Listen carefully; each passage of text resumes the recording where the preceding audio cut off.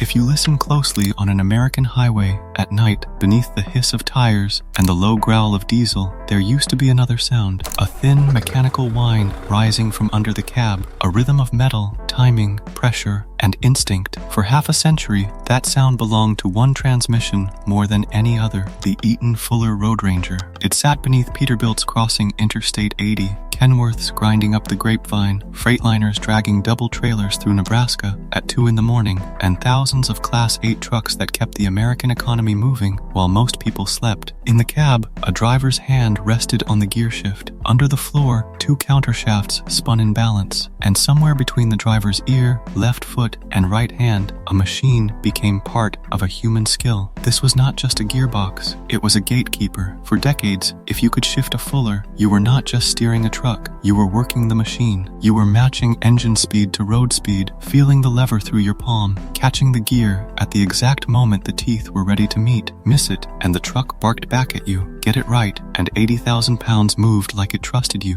That is why the Eaton Fuller became more than a component, it became a language. And the strange part is that this language of American trucking did not begin in a Detroit laboratory or inside some giant corporate engineering center. It began with wooden washboards in Minnesota and with a forgotten engineer in Kalamazoo who looked at the biggest problem in heavy trucking and realized everyone else had been asking the wrong question. Before the Road Ranger arrived, driving a heavy truck was not simply hard, it was intimidating in a way modern drivers can barely imagine. By the late 1950s, Class 8 trucks had become the bloodstream of America. Steel beams, food, fuel, lumber, machinery, everything that had to cross land eventually found itself behind a diesel engine and a transmission being punished by weight, heat, and distance. The problem was torque. Older heavy-duty transmissions mostly used a single countershaft design, which meant the engine's force had to pass through one main gear mesh. As trucks got heavier and loads grew larger, manufacturers answered in the most obvious way possible. They made the gears bigger, then wider, then heavier. Because apparently when humans meet a wall, their first instinct is to add more wall. But that approach had a limit. Bigger gears needed bigger cases. Bigger cases made the transmission heavier. Heavier gear sets were harder to shift. And when trucks needed more ratios for loaded hill climbing, the solution became even more complicated. Fleets used multi-box arrangements, a main transmission bolted to an auxiliary box, often called a brownie box. Inside the cab, that meant 2 gear levers, 2 shift patterns, and a driver who had to coordinate both by sound, memory, and nerve. A new driver looking at that setup did not see a truck, he saw a mechanical interrogation chamber. On a loaded grade, one missed shift could turn the climb into a slow-motion disaster, with 80,000 pounds beginning to roll backward and no mercy waiting behind it. The market was full of tough names. Spicer, part of Dana, Clark Equipment, Mack, building its own gearboxes in-house, including the 10-speed duplex. These transmissions worked. They were strong, physical, and built for punishment, but they were also bulky, heavy, and unforgiving. The whole industry had accepted the same assumption: big torque required big gears. Nobody was really trying to escape the problem, they were just trying to survive it. Then, in Kalamazoo, the company that would change everything had already been on a journey so unlikely it almost sounds like the wrong file got opened. In 1885, George P. Fuller and his 3 sons, Charles, Frank, and Fred, started a small manufacturing business in Minneapolis. Their product was not gears, it was not clutches, it was not anything that belonged near a roaring diesel truck. They made wooden washboards. The family moved to Kalamazoo, Michigan in 1888 and incorporated the following year as Fuller Brothers Manufacturing Company. Their best seller was called the Northern Queen, patented by George Fuller himself. It sold across the Midwest and gave the family a real business, but nothing about it suggested that one day the name Fuller would be stamped into the mechanical memory of American trucking. The washboard operation was sold in 1893. After George Fuller died in 1901, his son Frank returned to Kalamazoo, and in 1902 he helped create a short-lived automobile venture. The cars did not last, but Frank saw something more important. The future was not only in building vehicles, it was in building the parts that made vehicles move. Transmission gears, clutches, precision-cut pieces of metal that could carry power from an engine to the road. In January of 1913, the family reorganized as Fuller & Sons Manufacturing Company, and at the Chicago Automobile Show that same year, their display of precision-cut gears caught serious attention. By 1915, Frank Fuller told the Kalamazoo Gazette that the company's products were principally transmission gears and clutches for motor cars and motor trucks, supplied to some of the most prominent manufacturers in the industry. Even in those early years, Fuller was attracting people who understood that this was not some backyard machine shop. The company's treasurer was Dr. William Upjohn, the same Upjohn who built a pharmaceutical empire in Kalamazoo. Money follows promise, and Fuller had promise in steel. The rise was fast. Sales climbed from $75,000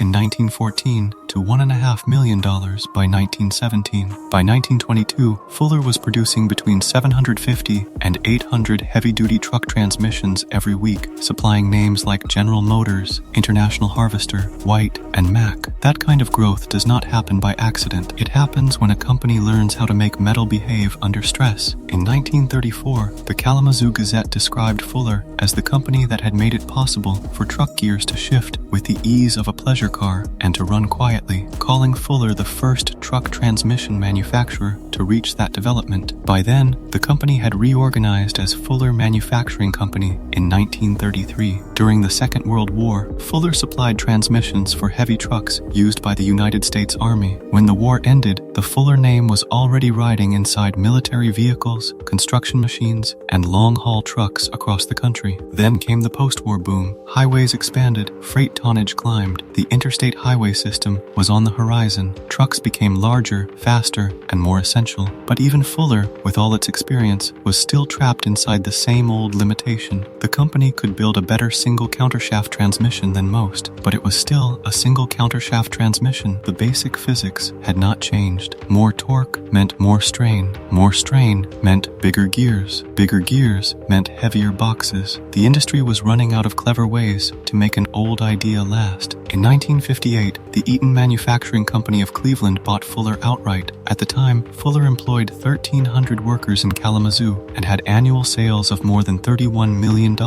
Eaton itself had roots going back to a 1911 truck axle business and was growing through acquisition. On paper, buying Fuller was just another corporate move, another deal, another line on some executive report that probably smelled like cigarette smoke and accounting ink. But hidden inside that acquisition was the most important heavy truck transmission idea America would ever see. That idea came from Charles M. Perkins, an engineer whose life is almost invisible outside his work. No public biography, no famous portrait, no truck stop statue, nothing for history to admire except the thing he built. And sometimes that is how engineering works. The person disappears, but the solution keeps moving freight long after everyone forgets the name. Perkins looked at the same problem the industry had been fighting for decades, the very large gears required in single countershaft transmissions built for high torque. Everyone else had answered by making the gears stronger and larger. Perkins took the opposite path. Instead of forcing all the torque through one countershaft, he split the load between two, placed one countershaft on one side of the main shaft, another on the opposite side, and each shaft carries half the burden. Suddenly, the gears do not need to be monstrous. They can be smaller, lighter, and longer lasting, all inside a case that can be shorter than a conventional single countershaft box with the same capacity. But the real genius was not simply adding a second countershaft. That alone could have created a more expensive failure. The two shafts had to share the load equally. If one side carried more torque than the other, the whole design would defeat itself. Perkins solved this with something beautifully simple. He allowed the main shaft to float. Instead of locking every gear rigidly into place with bearings, he let the main shaft gears find their own center between the two countershafts. They could move just a few thousandths of an inch, enough to equalize the load automatically. No sensors, no electronics, no complicated control system, just physics quietly correcting the problem every time the transmission worked. This floating main shaft also allowed Perkins to eliminate a bearing for each main shaft gear, simplifying the assembly while improving reliability. That is the kind of engineering that looks obvious only after someone brilliant has done the hard part for everyone else. On October 1st, 1963, the United States Patent Office issued the twin countershaft patent to Charles M. Perkins, assigned to Eaton Manufacturing. That same year, Perkins presented his technical paper to the Society of Automotive Engineers. The Fuller family of twin countershaft countershaft transmissions, a new concept for heavy-duty service. The Road Ranger had arrived. What Eaton released was not just a tougher transmission, it was a new way to package control, durability, and range. The twin countershaft gear set was paired with an air-operated range shift. A compact 5-speed main box could be multiplied by an auxiliary section to create 9, 10, 13, and 18 forward speeds. Instead of two separate levers and a cab full of confusion, the driver used a single stick with controls on the shift knob, a range lever, a splitter button. The 10-speed was essentially a 5-speed shifted twice through the range. The 13-speed added splits to the top 4 gears. The 18-speed split everything and gave the driver a low creeper gear for heavy starts. None of it was synchronized. The Road Ranger was a crash box, which meant the transmission did not politely help the driver. You had to match engine speed to road speed yourself. You double clutched, you listened, you felt the teeth approach through the shift lever.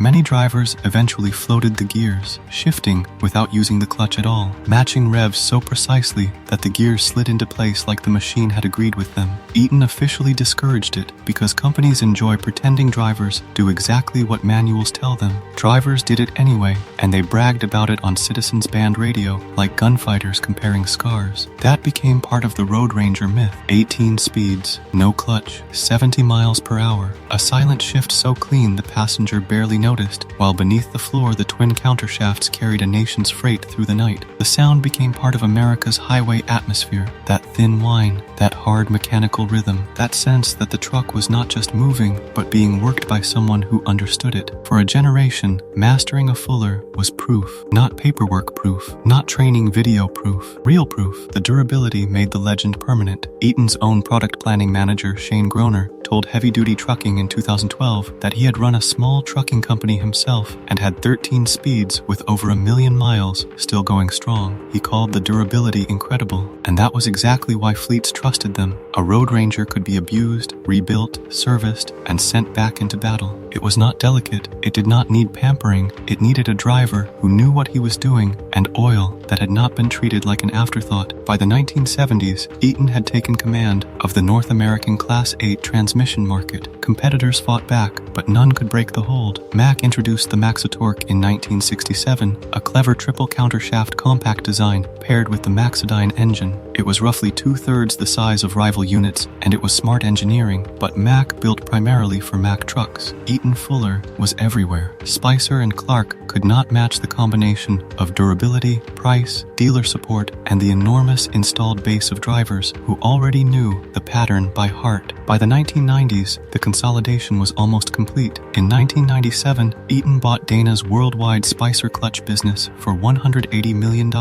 and rebranded it Eaton Fuller. The Spicer name, used by Dana for more than 50 years, disappeared from that part of the business. At the same time, Eaton swapped its axle and brake business to Dana for $287 million. The American heavy truck drivetrain map had been redrawn around Eaton Fuller. At its peak, roughly 80% of Class 8 buyers chose manual transmissions, and virtually all of them were Eaton Fullers. Around 60% of those were 10 speeds for over-the-road tractors. The Road Ranger was not merely leading the market, it had become the market. And that is what makes the next part so strange. The Road Ranger was not defeated by Spicer, it was not defeated by Clark, it was not defeated by a foreign rival or some new company promising to disrupt trucking from a glass office on the West Coast. The machine that ended the Road Ranger's reign came from Eaton itself. The company that built the greatest manual transmission in American trucking looked at the future, looked at the numbers, and began replacing its own masterpiece. In the mid-2000s, Eaton introduced the UltraShift, an automated manual transmission that shifted electronically. The truck could now handle the gear changes without a driver double clutching or floating gears. To fleets, it was progress. To many old-school drivers, it felt like an insult wrapped in wiring. A truck without a clutch pedal did not feel like a real truck. A driver who could not shift did not feel like a real driver. For 50 years, the Fuller had separated the skilled from the untested. The UltraShift blurred that line. But fleets do not buy nostalgia by the gallon. They buy numbers. Automated transmissions helped reduce fuel consumption. They lowered training time, They reduced driveline-related mistakes. They made it possible to hire drivers who had never learned to shift a non-synchronized manual transmission. In an industry fighting driver shortages, that mattered more than romance. A manual fuller might run 1,000,000 miles in the right hands, but an automated transmission opened the seat to a much larger pool of drivers. The math was cold, and the math won, as it usually does when humans try to argue with spreadsheets. Then, in 2017, Eaton and Cummins launched the Endurant, a 12-speed transmission designed from the beginning for automation. This was not a manual box with electronic muscles strapped onto it. It was built for the new era. Cummins paid $600 million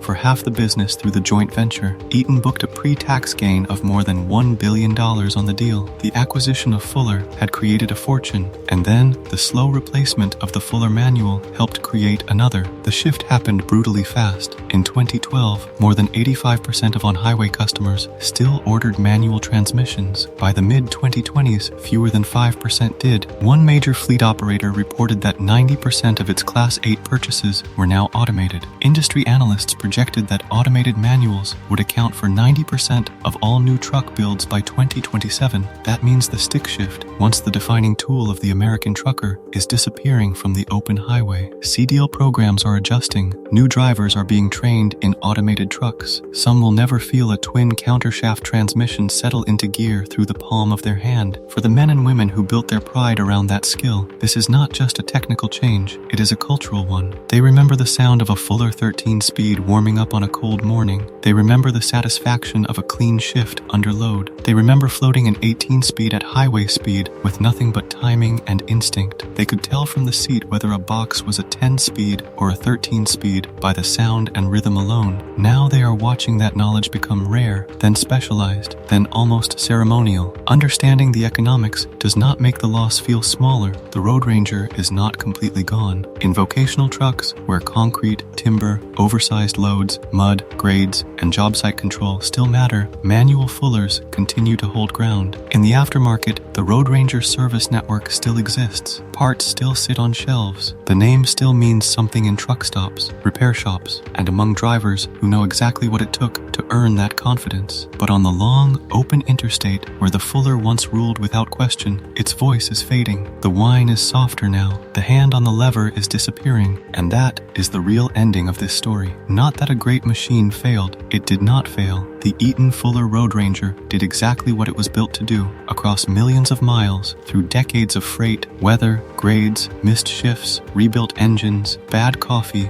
and lonely nights under sodium lights. It conquered American trucking so completely that for a time, no other transmission seemed capable of replacing it. Then the world changed around it. The company that sold the masterpiece also built the machine that made it unnecessary. Somewhere in the old records, there is still a drawing from Charles M. Perkins, a floating main shaft held between two countershafts. No complexity where everyone expected complexity. No brute force where everyone assumed brute force was the only answer. Just a quiet mechanical idea, elegant enough to carry half a continent. Perkins solved the problem. Eaton sold the solution. Drivers turned it into a craft. And for half a century, America moved through the night by the sound of gears finding their place in the dark.